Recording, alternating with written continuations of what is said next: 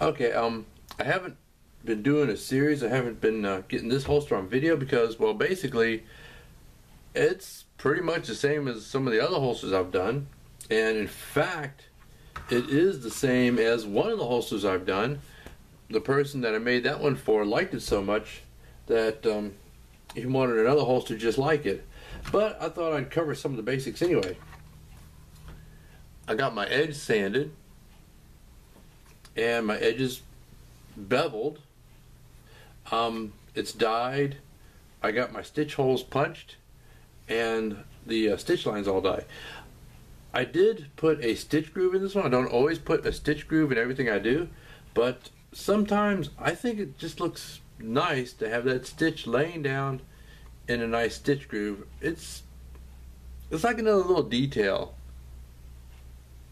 One of those things that you really don't notice, but it's just something about it looks nice. Anyway, I'm getting ready to stitch this one, and since I do pre-punch all my holes before I dye the holes and dye the stitch groove and all that, they tend to close up a bit, and it's going through 4 layers of leather through up here and 3 layers of leather down here. So I'm just going to go through with my awl and open those holes up a bit just to make stitching a little bit easier. Basically, just go through, give it a little bit of a wiggle, not too much. If you give it too much of a wiggle, then it shows up on here. You get waves along your edge, and that's, well, that's kind of unsightly. But generally you can burnish that back down. This time I'm going to do my stitching before my burnishing. In fact, I've been doing it that way more because, well,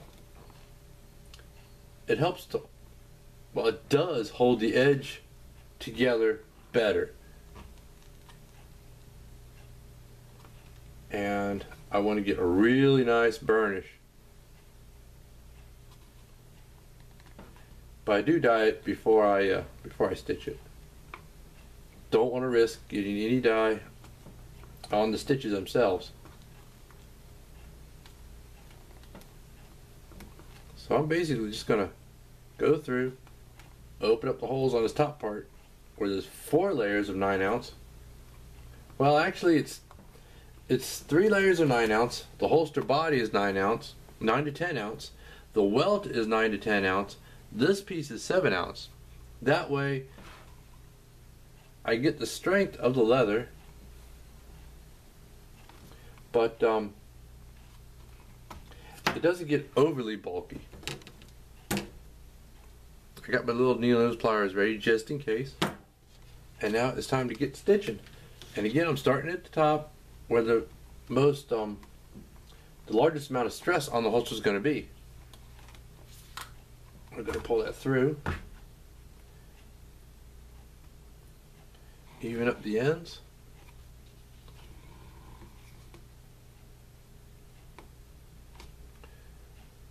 How much thread, I'm not sure.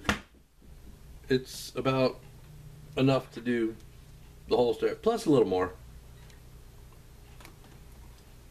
Now we'll go, ooh, that's still stiff. Go through. Go through. And then this next one goes underneath. Jeez.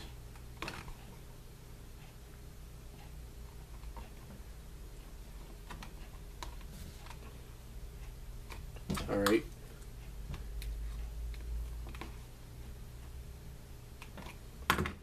Give that a tug, make sure it's not, okay, I didn't pierce that.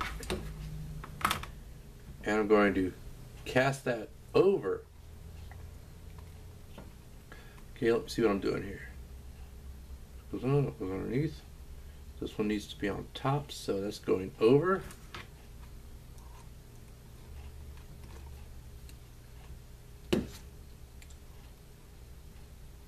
And as I said before, that'll bring some aesthetics into the stitch, as well as tie me a little half hitch in the middle of the leather. Snug that in, and then go to the next one. Except I'm going to give this one a little bit of a wiggle. Open that up a little bit. See how that works. Here we go.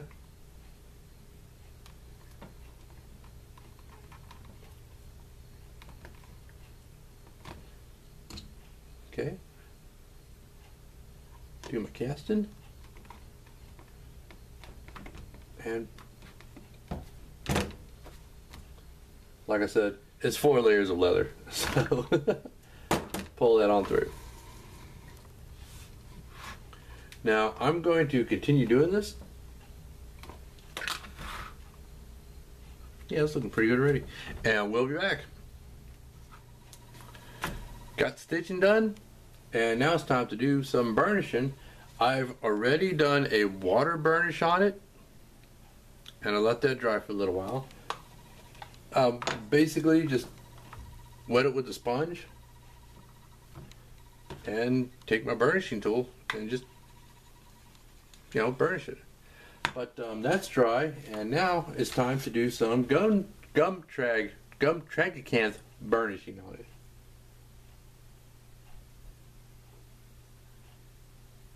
Just a little bit. Put some gum trag on there.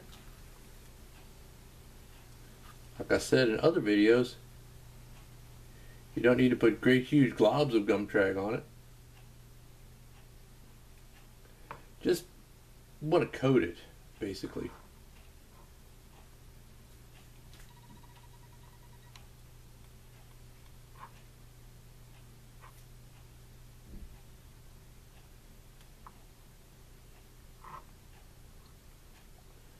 A little bit more there.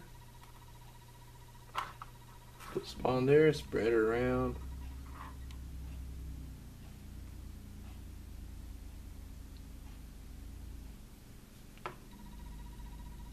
I have to move that camera a little. Spread that around some.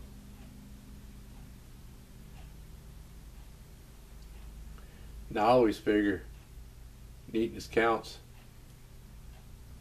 So basically, I always try to keep it neat. And after I've coated that to my satisfaction, I'll let it dry for a little bit. And then come back and do some burnishing on that. And we'll see what we come up with. Okay, let it sit and dry for a little while. I can't tell you exactly how long. A few minutes. And then just go ahead and do a burnish on that. I found that with gum trag, if I let it dry a little bit, I get a better burnish out of it.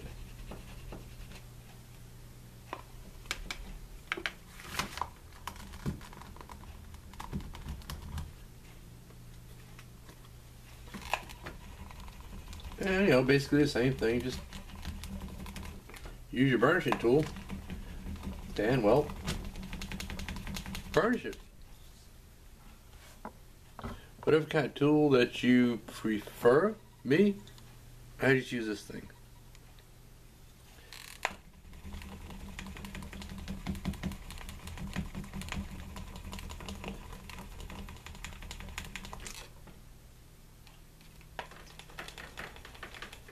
And it brings out, well, you can see down here where it's starting to bring out that shine.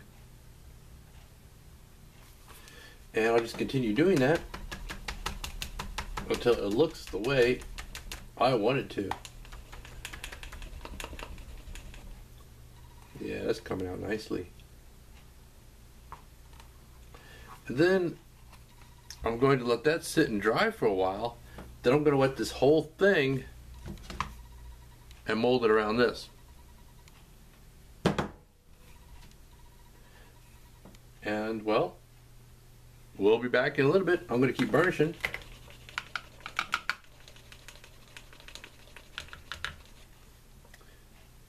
And we'll come back.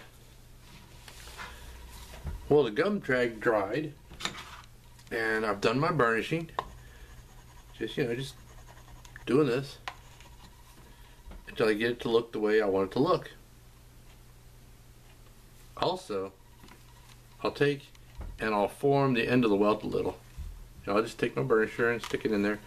Or I could take most anything, like the end of a pin, and just use that to form it a little bit. Shoot, even use my finger.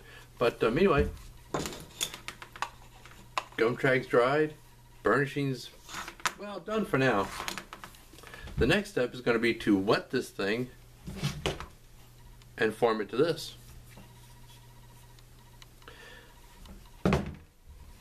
And when I do that, that'll soften the gum trag a bit. So once it's dry, I can go ahead and burnish it some more, and that'll bring that shine right back. So let me go and soak this thing and stuff this in it. I just use cold tap water and just run water over it until it seems about right. Squeeze that and shove this in.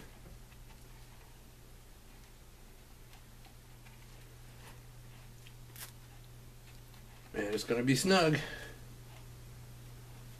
But that's right about where I want it. Right there. And also, while it's wet, this is going to be for a 1.5 inch belt. Was not one of my belts yet. So who knows, they might like my holsters and get a belt. What I want to do is go ahead and form the belt slot around my belt. My belt is a double layer, it's 1/4 inch thick, of two pieces of 9-ounce leather stitched together. And since 1.5 inch belt is pretty much standard size for carry belts, there you go. I'm going to go ahead and form it around my belt.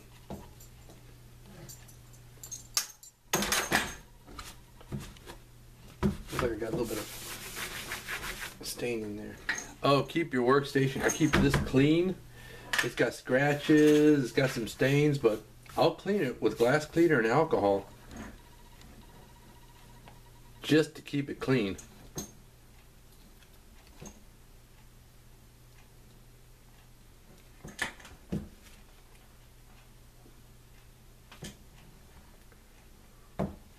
Actually, I need to shove that in a little bit further.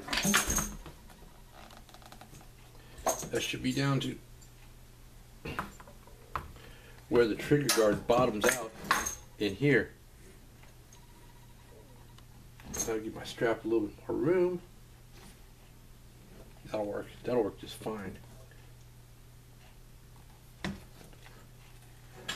But like I said, it's for a 3-inch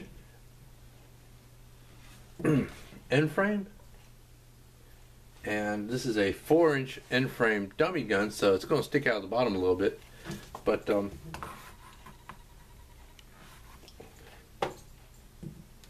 once you put the proper gun in it, real gun, it'll be up a little ways, and this little bit extra, that'll be there to protect the muzzle. That's another thing that I consider when doing one of these. And that's pretty much perfect right there. That's exactly how I want that strap to sit. Getting that belt loop formed.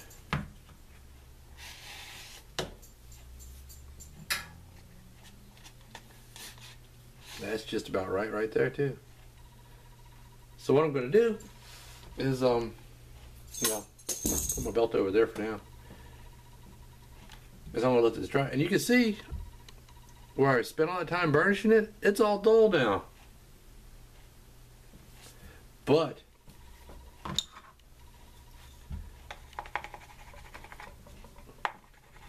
with a little bit of time with the burnishing tool,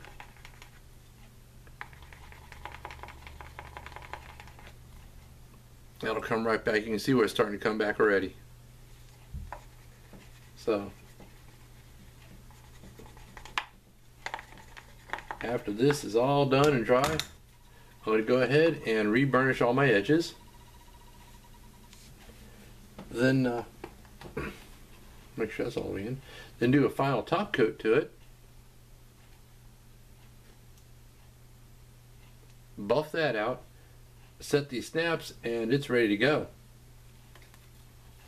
Now to dry it, since I don't want to lay it flat, there we go. I make myself a drying rack. I just take my mallet, stick it in my clamp, close it up,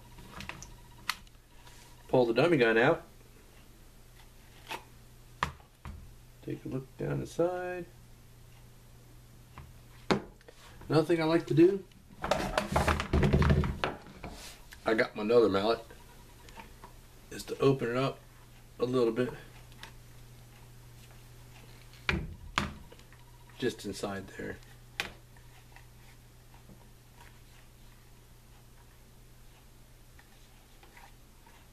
Try this again.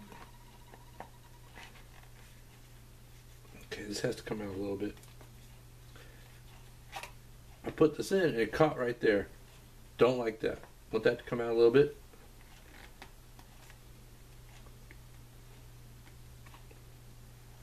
So this will slide in and out easily. Here we go. That's got it right there. Okay, double check the belt loop.